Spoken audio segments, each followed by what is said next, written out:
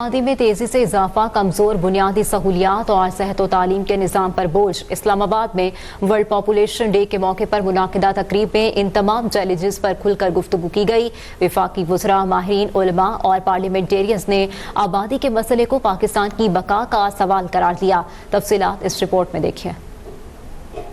इस्लामाबाद में world population day के हवाले से तकरीब का इनेकाद किया गया, जिसमें आबादी का तेज रफ्तार फैलाव, सेहत और तालीम की सहूलियात पर बढ़ता दबाव और गंदे पानी से फैलती बीमारियों पर बहस की गई। तकरीब में बताया गया कि 80% बीमारियों की वजह गंदा पानी है। हेपेटाइटिस, गुर्दों के अमराज और कैंसर तेजी से फैल रहे हैं और निज़ाम सेहत दबाव का शिकार है। वफाकी वजीर सेहत मुस्तफ़ा कमाल का कहना था कि फर्टिलिटी रेट का कंट्रोल किए बगैर तरक्की मुमकिन नहीं। उन्होंने गंदे पानी से फैलने वाली बीमारियों का तबाह हाल सेहत के निजाम की निशानदाही की। पाकिस्तान का फर्टिलिटी रेट 3.6 है, जो खित्ते में सबसे ज्यादा है। दुनिया में इस फर्टिलिटी रेट के साथ कहीं भी तरक्की हो नहीं पाई। दुनिया ने जिसने आज जिनको हम तरक्की याफ्ता, तरक्की पजीर ममालिक कहते हैं, उसने अपनी फर्टिलिटी रेट जो है वो 2% पे लेकर आए। और हमारे जैसे हालात वाले ममालिक हैं, इंडिया है, बांग्लादेश है, ईरान है, ये सब फर्टिलिटी रेट जो है वो 2% पे लेकर आ चुके हैं। हमारा फर्टिलिटी रेट जो 3.6 मिलियन है। तकरीब में उलमा के फतवा पर मबनी एक खसूसी प्रेजेंटेशन भी दी गई,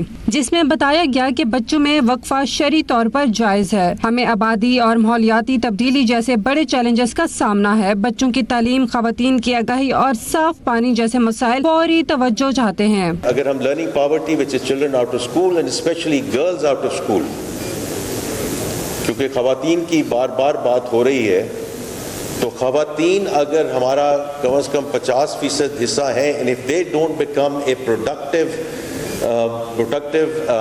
part of the work force as we go forward, तो ये मुल्क आगे नहीं जा सकता और मुल्क जो है आगे नहीं चल सकता ऑन अ सस्टेनेबल वे।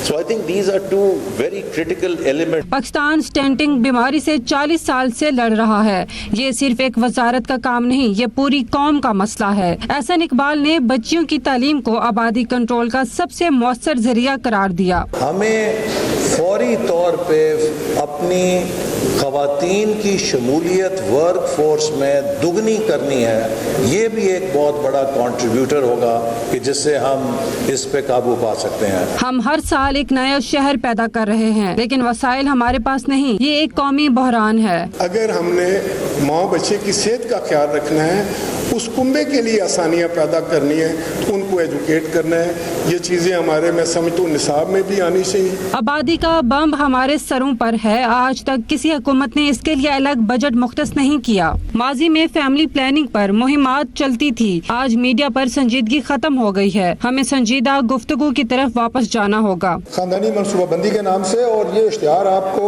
हर जगह नजर आते थे कि बच्चे 2 ही अच्छे, और उसको बड़ी उसकी ओनरशिप थी और बड़े उसमें हमारे तमाम सेगमेंट्स ऑफ सोसाइटी के लोग उसमें पार्टिसिपेट करते थे, रिलीजियस स्कॉलर्स पार्टिसिपेट करते थे, बाकायदा लेक्चर्स होते थे।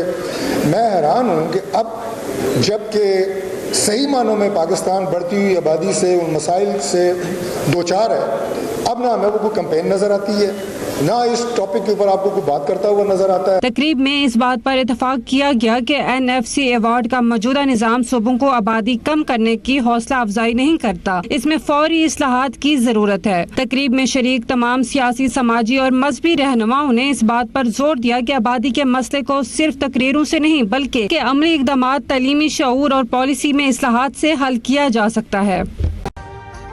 अभी सब्सक्राइब करें ताकि कोई खबर रह न जाए।